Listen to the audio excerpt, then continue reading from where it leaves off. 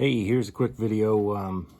Thought I would take a minute here to discuss the different camera options I use when I'm filming my games from in the net and behind the glass and so on. So I have a collection of stuff in front of me here. And I'm going to start with the most popular thing, and that is how I mount the camera that goes in the net. So I'll give you a description of this thing. It is basically, what it is it's an acrylic box that came with, I don't know, like a radio control car or something. It was like the top of a package. And all I did was, originally I wrapped it with some foam across the face and the sides. And I glued that, but I didn't trust the glue, so I added a little bit of tape to it. And then I've screw mounted the base for the camera holder. I just basically drilled a small hole, ran the screw through, the nuts on the inside of the box. And then over the time I have in it, I've evolved it slightly. So it now has some really old, like some blocker foam from an old junk blocker. I took the foam out, cut it. In fact, it was really dirty and discolored. You can see it looks brown through the glass there. So I did that to help, because the acrylic was actually cracking behind this foam here. So that stops the small acrylic pieces. You can hear some little stuff rattling around in there. Then just the clip mount with the regular open frame. That snaps in like that. Usually it's at about that angle sitting on the ice. So that's the one I push down into the back. You see at the beginning of my videos lately, when I've been showing a little bit of like the getting ready part of the game, when I take my net out, I take a look at where about the back of the net would be for this. And I push the net out of my way and I scrape the ice a little bit to make sure that it's not wet and a puddle back there. So that this is less likely to freeze during the first period. But that's really not a problem. I just smack it a couple times on the side with my stick and it'll come loose. I also occasionally, I haven't done it in a while, but I'll wax the bottom of this as well, and that helps it to not stick. This thing has taken a beating. It's been hit many, many times. The reason I went to this was originally I just had a thin piece of plexiglass that I mounted the same type of thing to and had my camera there. And at that time, when I did it that way, I was using the acrylic waterproof box that holds the camera. And what happened was, in a warm-up, I had the camera in net during warm-ups, and I shouldn't have. And a puck got through and hit this. And this thing here exploded into just a million pieces just as the game was getting ready. Like the warm-up horn was sounding and we were supposed to get ready to start the game. And this clear acrylic is really hard to find on white ice, especially wet white ice. So I vowed to not use this box anymore, since that's a weak point. And basically now I just snap my camera into this holder here.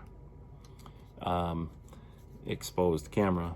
So next, that'll bring me to cameras. I use my primary cameras that I've used for quite a while are an off-brand of GoPros that are a knockoff called Ape Man.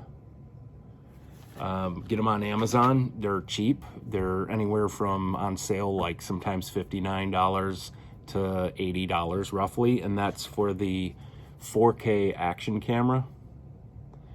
This is a little bit overkill. I also have the 1080 version.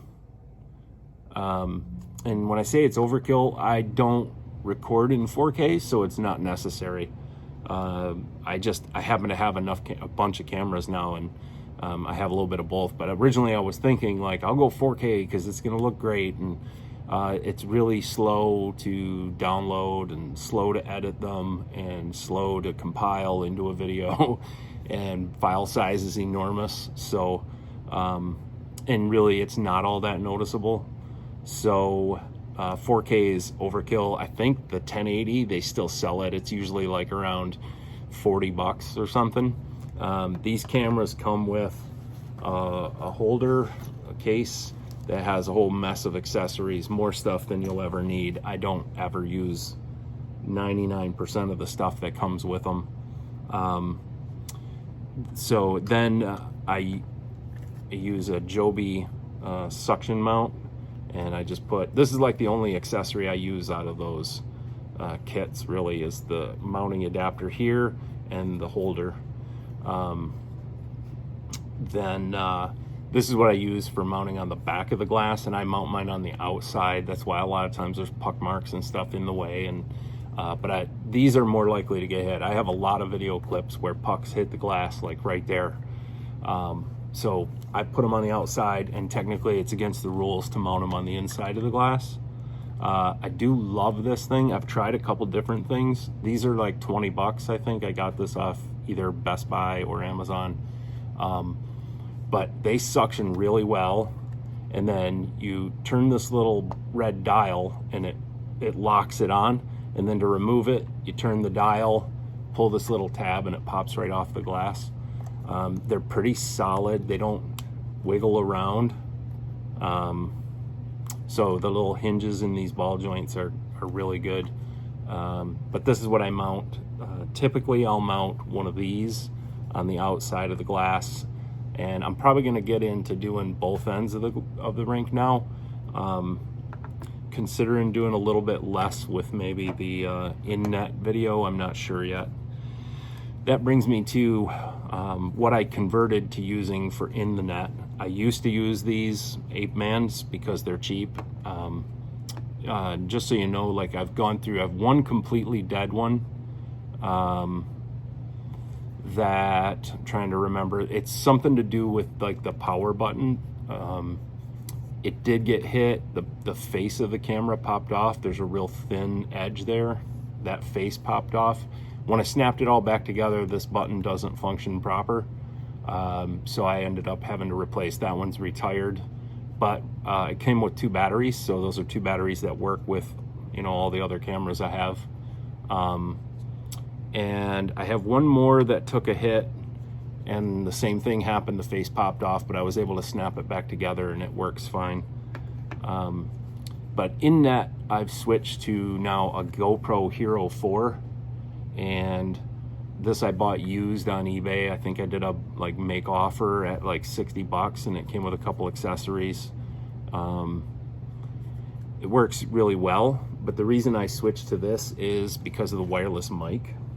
I went with the Removu M1A1, and that's a wireless mic adapter and mic. And so I don't really want to disassemble, but you can see this backpack on my GoPro, and that connects with this little ribbon cable here, which has taken a beating from my cage or my mounting bracket.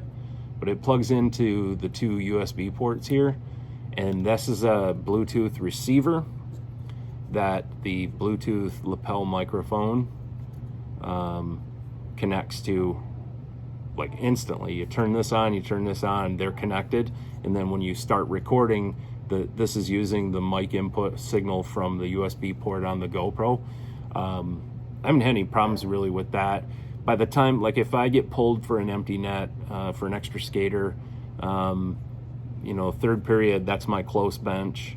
So it's usually about the extent of the range I get out of it. If I tried skating all the way down ice, about halfway across the ice, it would start getting choppy and then lose connection. And I think I have some examples of that in some of my videos where that's happened. This is what I'm using in the net now, and strictly that's so that I can use the wireless mic, because at each period I take the box with the camera over to the new net with me, and that way I don't lose connection to the microphone. And just so you can see, like for scale, the mic is not all that big. And then I'll show you how I use that with a combo. So this is the combo I wore last week, and the chin pad down here has a strap that comes across and attaches over here. So what I've started doing now is I clip this microphone on in this little gap right here on this strap. And so I'm gonna clip it on here.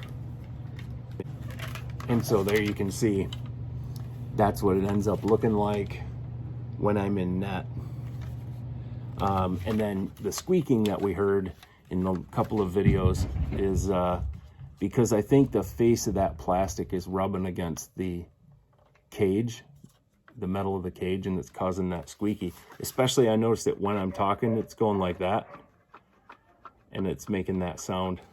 The times that I mounted it like that and it didn't have the problem was it came with a windscreen, but my windscreen, they don't really fit on securely, and so I was taking like a thin piece of tape, hockey tape, and kind of, wrapping it around to like tie it on.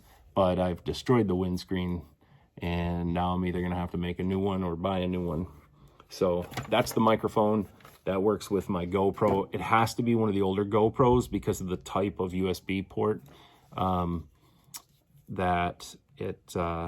that it uses, and they've never updated. I don't know if it's because the technology on the new cameras doesn't use it as a mic input or whatever.